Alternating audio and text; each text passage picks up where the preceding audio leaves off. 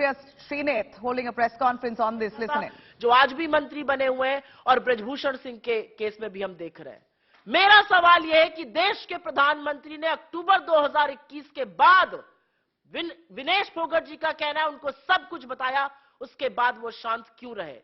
जंतर मंतर पर बैठे हुए ये एथलीट्स, उनकी आंख के आंसू और इन लड़कियों का आज शायद लड़की होने पर भी अफसोस जताना बहुत बड़े सवाल खड़ा करता है।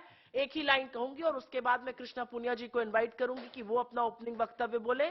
हमने अभी तक सरकार के एक नुमाइंदे से इन कुकृत्यों की निंदा नहीं सुनी, इसकी भर्त्सना नहीं सुनी।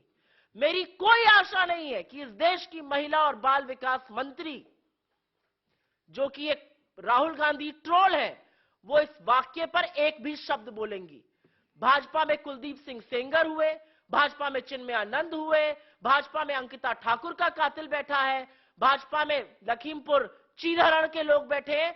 ये क्या है भाजपा का चाल चरित्र और चेहरा? और क्या बेटी बचाओ वाकई में भाजपा से बेटी बचाओ का नारा था? क्योंकि ये सारे नारे आज पूरी तरह से खोखले हैं। क्या बेटी बचाओ और क्या खेलो इंडिया? आपके जो ध्वजवाहक है स्पोर्ट्स के, वो जंतर मंतर पर बैठकर ये बोल रहे हैं हमें यौन शोषण के लिए मजबूर किया जा रहा है। ये बात प्रधानमंत्री को पता है और इस बात पर पर्दा गिराया जा रहा है।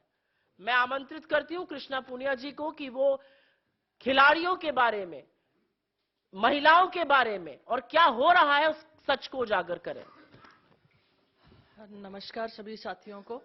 और मैं यही कहना चाहूंगी कि जब समाज से कोई लड़की निकलकर अपने आप को आगे बढ़ाना चाहती है तो सबसे पहली लड़ाई उसकी समाज से होती है, और वो उन जद्दोजहद से निकलकर दिन रात एक करके पसीना बहा के, खून बहा के और देश के लिए पदक जीतने की सोचती है।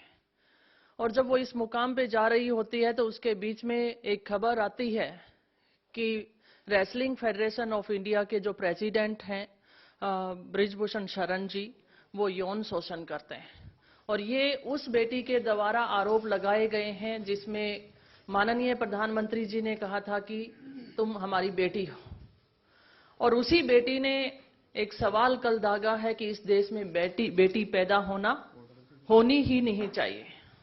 इससे ज्यादा तकलीफ की बात, दर्द की बात क्या हो सकती है?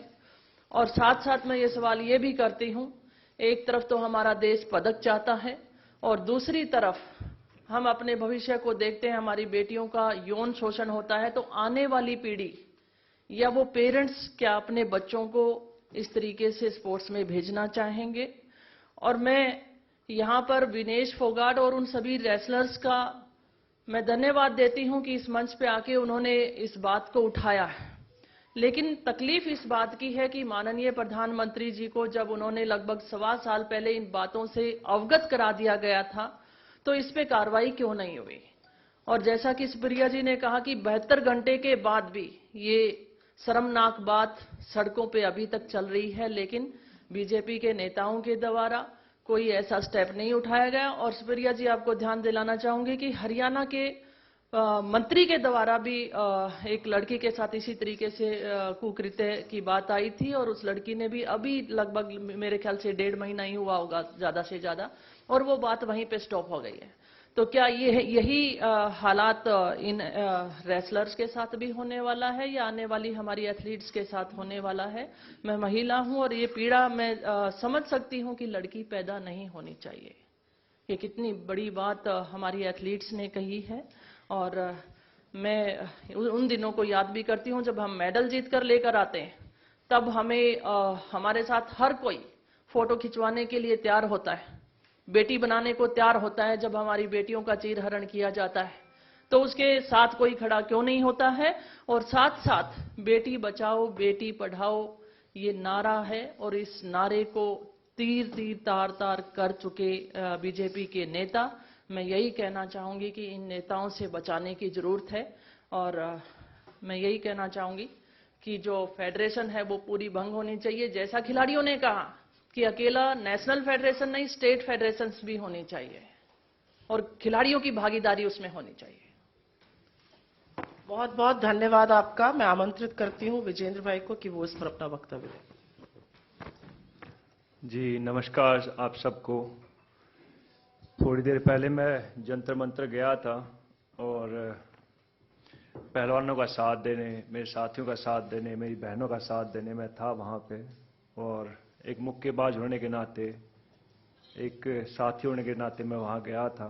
और वो आए, धीरे धीरे रेसलर आएंगे वहाँ पे, उनको बताया, मेरी फ़ोन पे बात हुई, लेकिन मेरी पीसी थी इसलिए मेरे को यहाँ आना पड़ा। लेकिन जो उन्होंने आरोप लगाए हैं वो बहुत स्ट्रॉन्ग आरोप हैं एक नेता पर, एक फेडरेशन के चीफ के ऊपर।